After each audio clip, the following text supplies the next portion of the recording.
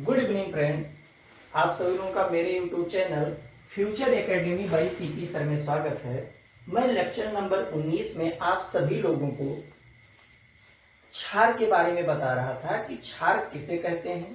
तो मैं थोड़ा रिवाइज कर रहा हूँ। बताया गया कि क्षार स्वाद में क्या होते हैं, कसैले होते हैं। साथ में मैंने लिटमस पेपर टेस्ट भी बताया था कि क्षार लिटमस पेपर मतलब लाल कलर को नीला कर देते हैं।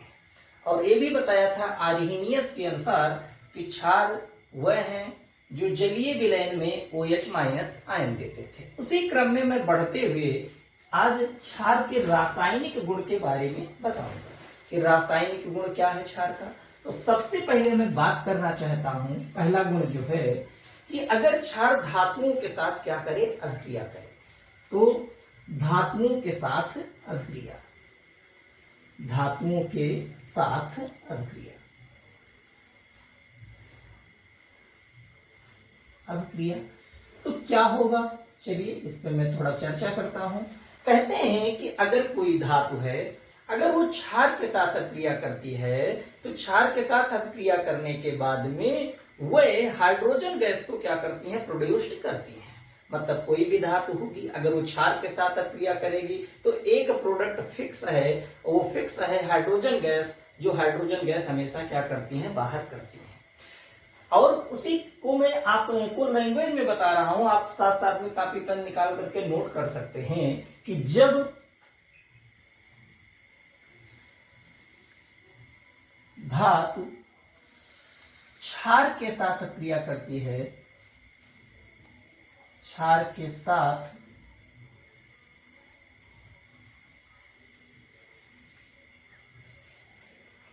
अभिक्रिया करती है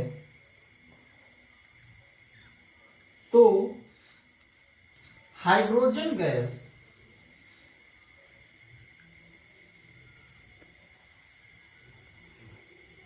गैस तथा लवण का निर्माण करती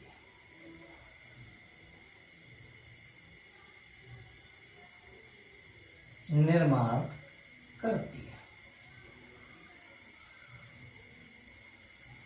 ठीक। अब चलिए इसी को मैं अभिक्रियाओं के रूप में देखता हूं कि अगर मान लो कोई धातु है, मैं मान लेता हूं कि इस समय मैं एक धातु ले रहा हूं, उस धातु का नाम क्या है, जिंक है।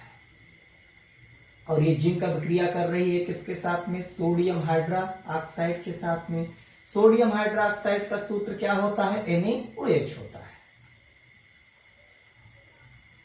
सोडियम हाइड्रा ऑक्साइड ये रिएक्ट कर रही है किसके साथ में, धातु के साथ में। जिंक एक प्रकार का धातु है।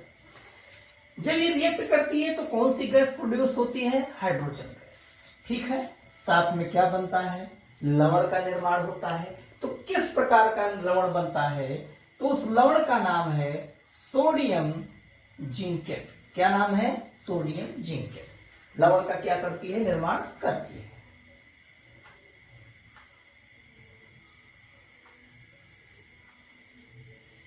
जिंकेट लवण का निर्माण करती है। साथ में ये हम लोग पहला रासायनिक गुण पढ़े कि जब कोई धातु मतलब क्षार के साथ क्रिया करे तो क्या होगा, हाइड्रोजन गैस तथा लवण का निर्माण करेगी। दूसरा रासायनिक गुण अगर हम लोग इसी में देखें तो हम कहते हैं कि अगर अधात्विक कोई ऑक्साइड हो, मैं एक बात और बताना चाहता हूं कि अधात्विक ऑक्साइड में मैं लूंगा तो कार्बन डाइऑक्साइड, लेकिन कार्बन डाइऑक्साइड और साइनाइड ऐसे यौगिक हैं कि जिनमें कार्बन होते हुए भी, क्योंकि हम लोगों ने यही पढ़ा है कि वह सभी यौगिक जिसमें कार्बन उपस्थित होते हैं उनको कार्बनिक यौगिक कहा जाता है। लेकिन कार्बन डाइऑक्साइड और साइनाइड कार्बन रखते हुए भी व्यवहार वो करता है अकार्बनिक यौगिक का। ये एक्सेप्शन है, अपवाद है केमिस्ट्री का कि उसमें कार्बन है फिर भी उसका जो गणना किया जा रहा है, जो पढ़ा जा रहा है किसमें, अकार्बनिक यौगिक में।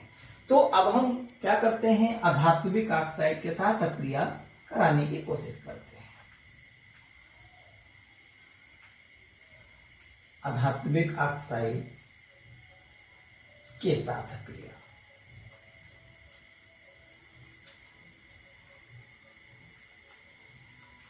के साथ अभिक्रिया क्या होगा?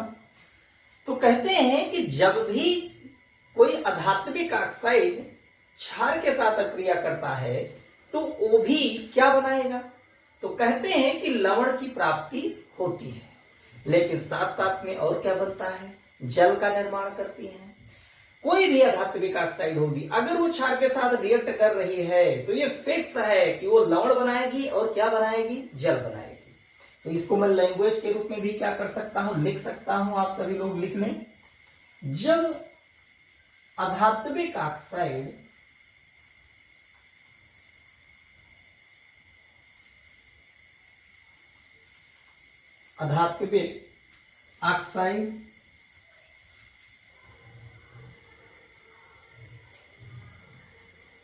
क्षार के साथ क्रिया करती है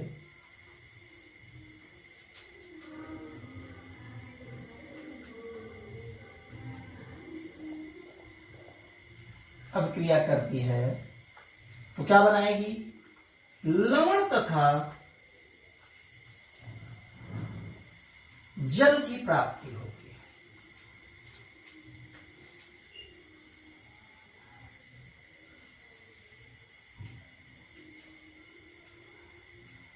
चलिए आइए इसी को हम समीकरण में क्या करते हैं, समझते हैं।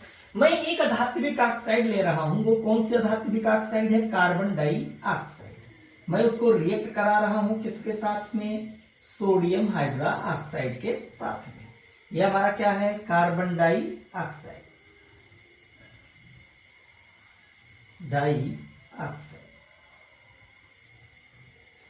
मैं किसको रिएक्ट करवा रहा हूं? किसके साथ में? Sodium hydroxide. तो क्या बनाएगा? लवण बनाएगा। वो लवण कैसा होगा? क्या होगा? तो वो लवण होता है Na2CO3। उसे सोडियम कार्बोनेट कहा जाता है।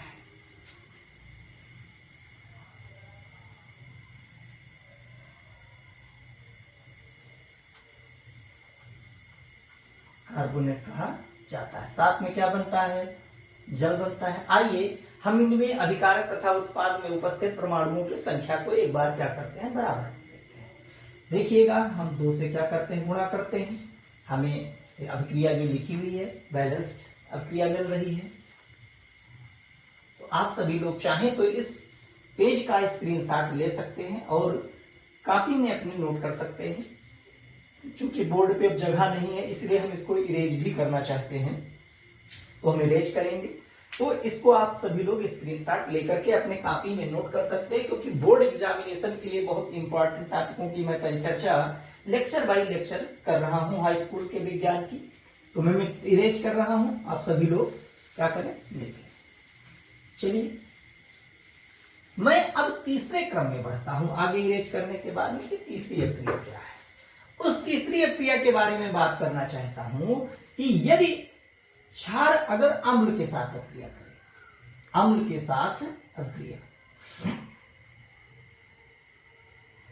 अम्ल के साथ अक्रिया,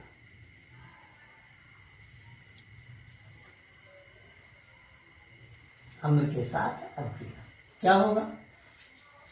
वही पुराने अंदाज में कि कोई भी अगर क्षार अम्ल के साथ रिएक्ट करता है तो लवण तथा जल को क्या करता है? देता है। मतलब कोई भी क्षार मतलब प्रबल होगा या दुर्बल होगा। लेकिन एक बात हम बताएं कि प्रबल अम्ल को हमेशा प्रबल क्षार के साथ ही रिएक्ट कराएं, ताकि हमें जो अच्छे से लवण और जल की प्राप्ति हो सके। तो मैं क्या लेता हूं इस अक्रिया में? प्रबल क्षार लेता हूं और प्रबल लवण लेता हूं। कहने का मतलब है कि जब अम्ल तथा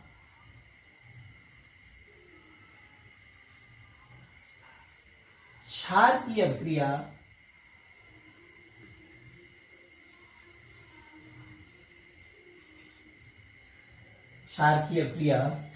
कराते हैं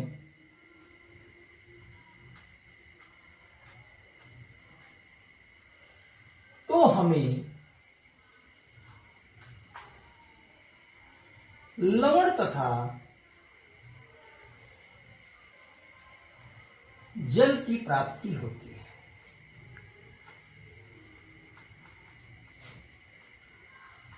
लवण तथा जल की प्राप्ति होती है। एक आप चीज जानते हो, मैं इसी बात पे कहना चाहता हूं, बार बार जल बन रहा है अक्रियाओं में, तो एक कहावत कही गई है और विज्ञान में लिखा भी है कि जल ही क्या है, जीवन है। जल ही जीवन है, मतलब जिंदा रहने के लिए जल की जैसे आवश्यकता होती है, उसी प्रकार से हम जानते हैं कि अभिक्रियाओं को कराने के लिए हमें अभिकारक की नित्यांत आवश्यकता होती है। बिना अभिकारक के कोई अभिक्रिया संभव नहीं होती है। तो मैं बात कर रहा हूं कि अब क्या होगा। कहते हैं कि अगर लवण तथा जल की प्राप्ति होती है तो इस अभिक्रिया को और क्या कहा जाता है। तो चूंकि हम पहले भी परिचर्चा में बता चुके हैं आपको कि अगर कोई भी अम्ल अगर क्षार के साथ क्या करता है, रिएक्ट करता है, तो उसको न्यूट्रलाइज करने का प्रयास करता है, इसके मतलब उदासीन करने का प्रयास करता है, तो इस अभिक्रिया को उदासीनीकरण अभिक्रिया भी कहा जाता है। तो हम लिख सकते हैं कि इस अभिक्रिया को या इस प्रकार की अभिक्रिया को, इस प्रकार की अभिक्रिया को उदासीनीकरण क्रिया भी कहते हैं। उदासीनीकरण